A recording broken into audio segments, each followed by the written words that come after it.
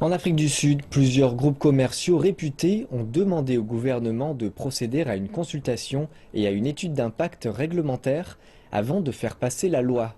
Les groupes pointent du doigt les récentes lois controversées qui incluent la loi sur la promotion et la protection de l'investissement, la loi de modification des lois fiscales et la loi sur l'immigration.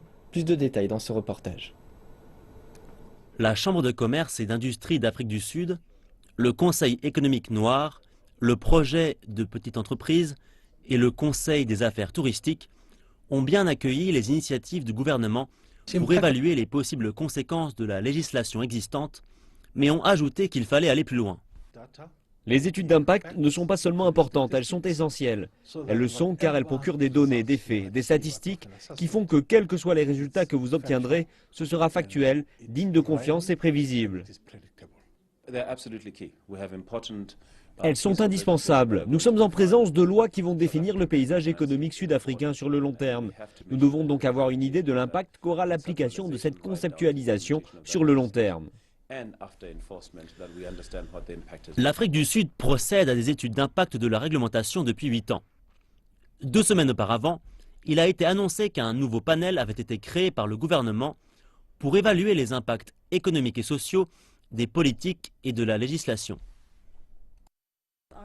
Si les SEIA, les études d'impact économique et social, remplacent ce que le gouvernement a approuvé en 2007, je veux parler ici de la méthodologie d'études d'impact réglementaire.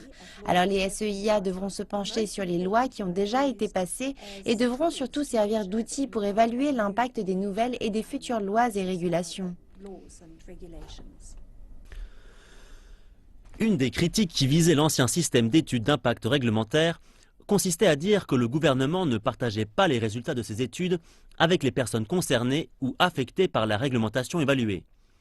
La loi de promotion et de protection de l'investissement et la loi de modification de la législation fiscale en sont de bons exemples. Mais un fort lobbying organisé par les organisations économiques semble avoir inversé la tendance.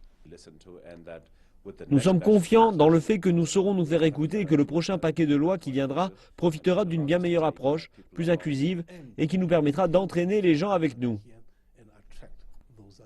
Et maintenir ceux qui sont ici tout en attirant ceux qui sont en dehors du pays. Et si à la fin de la journée nous n'y parvenons pas, alors nous scierons la branche sur laquelle nous nous sommes assis. Il est évident que les investisseurs actuels et les investisseurs potentiels, qu'ils soient dans le pays ou à l'étranger, veulent une législation sûre qui découle d'une situation transparente. Si le gouvernement comprend cela, il parviendra à attirer les investisseurs étrangers.